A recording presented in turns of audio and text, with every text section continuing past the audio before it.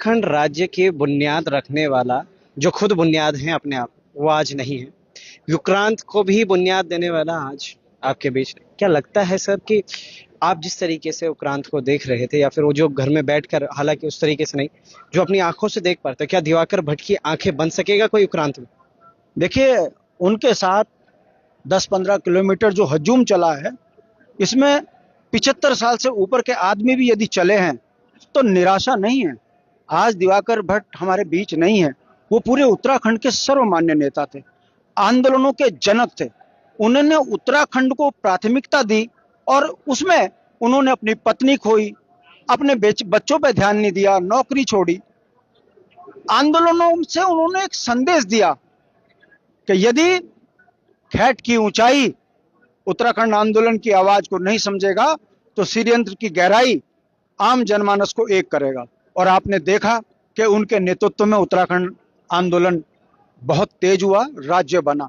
राज्य बनने के बाद जो उनके साथ सबसे बड़ी दुर्घटना हुई कि उनकी संगनी, जो उनकी बहुत बड़ी ताकत थी, वो बर्दाश्त नहीं कर पाई और उनकी हार में उन्होंने सल्फास की गोली खा के आत्महत्या कर ली और एक संदेश दिया कि जिस कौम के लिए आपने इतना संघर्ष किया, वो कौम आपको एक वोट तक नहीं दे पा रही।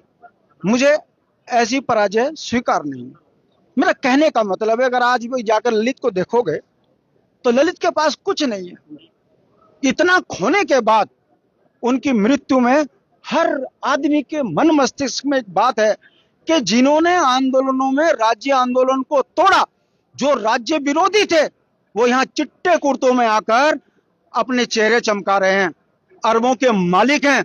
और दिवाकर भट्ट ने फकीरी में राज्य स्वीकार लड़ाई लड़ी और फकीरी में चला गया, मगर उसकी दौलत, उसकी ताकत ये थी कि आज हजूम 10-15 किलोमीटर पैदल चलकर आंसू गिरा रहा था। ये ताकत है और मेरा विश्वास है 27 में एक ऐसी जनक्रांति आएगी जो दिवाकर के सपनों को पूरा करेगी। और जिस दिन सदन में जाएगा दिवाकर की सोच का व्यक्ति, ताकत नहीं होगी किसी की जिसने राज्य लूटा है।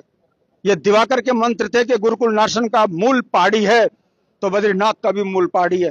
और जो राजनीति में आज बांट रहे हैं, पहाड़ और मैदान का झगड़ा करके, इनको राजनीतिक रूप से नंगा करके, किसी को हरिद्वार तो किसी को सुद्धोवाला तो किसी को खाली हुसैन यदि कोई भेज सकता है तो वो दिवाकर की सोच भेज सकता है। इसीलिए दिवाकर को राजनीति में बहुत बदनाम किया षड्यंत्र के तहत।